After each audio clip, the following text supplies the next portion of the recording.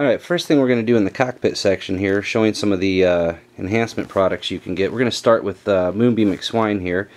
This is the full product from Parkflyer Plastics. This is the enhanced cockpit and canopy.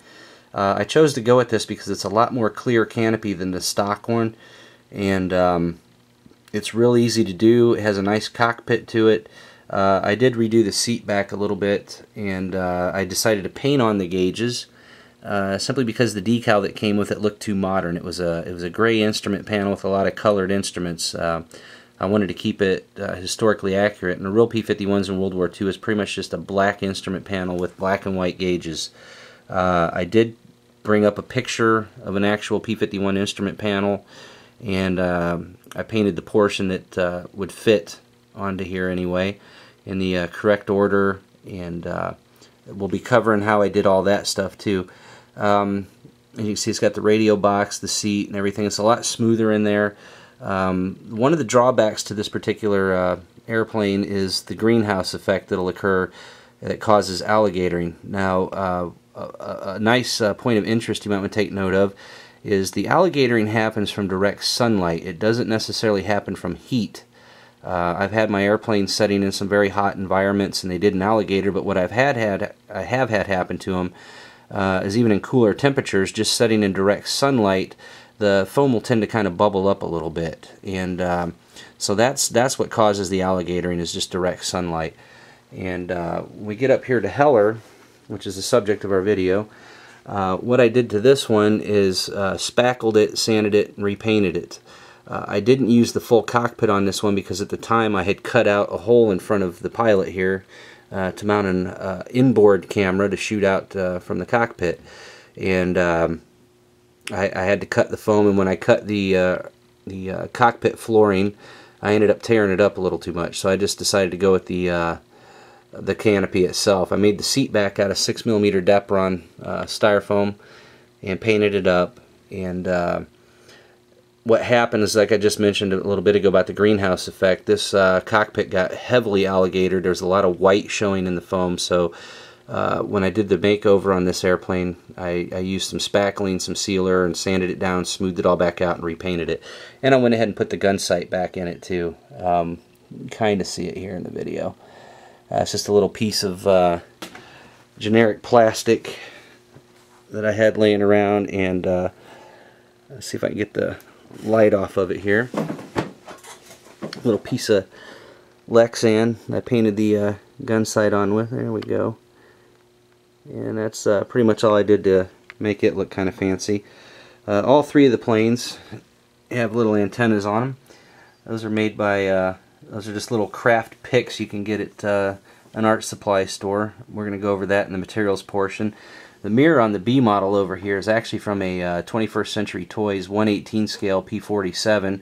It was actually too large for that scale of a model, but it was the perfect size for this B model Mustang. And I'm trying to get the cat's litter box out of the background here. The modifications that I did to these airplanes, we'll go over here in a little bit, pertaining to the battery hatch and stuff. So we're going to hold off on that. Getting to the B model, this is from K&A Models. It's a full conversion kit. It's real easy to do. It's very inexpensive. The Parkflyer Plastics canopy, I want to say, is around $12, and the B model is $30 total, shipped and everything.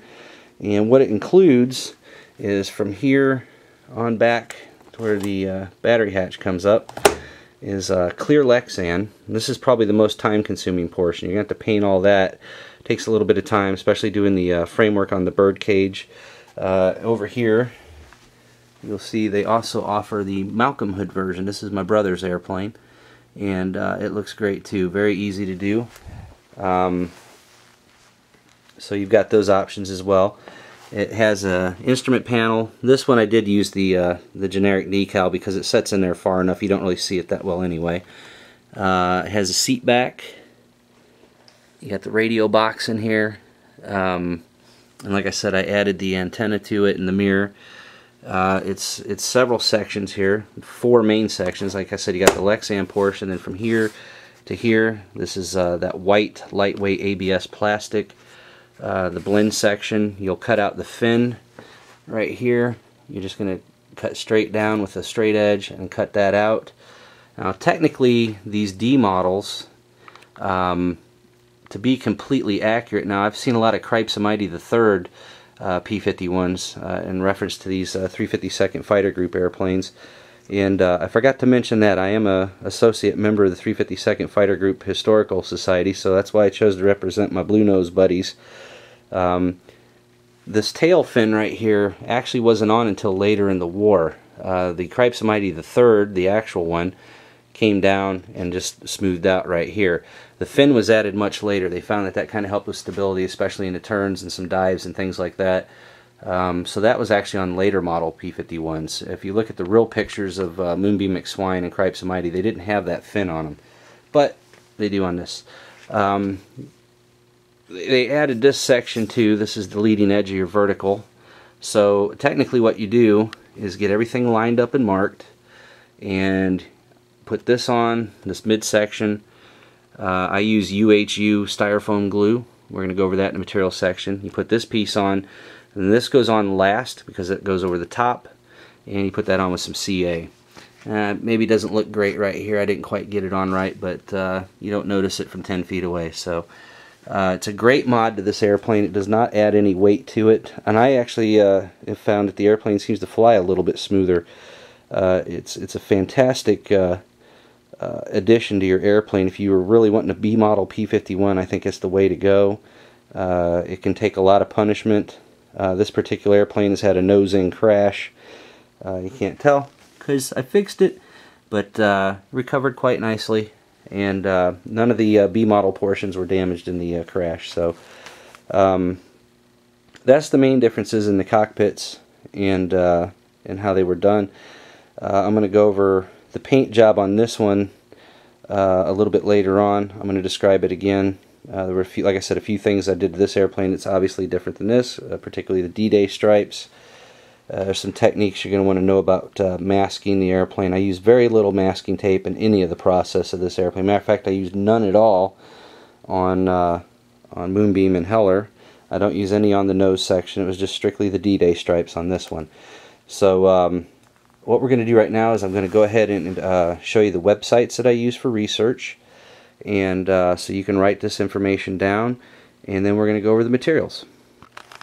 One other thing on the K&A B model P-51 is it does come with the correct gun ports, as the B and C models only had 4 50 calibers as opposed to 6. Now I added in some hollow carbon fiber tubing just to add to the guns a little bit on it, but it does come with that as well.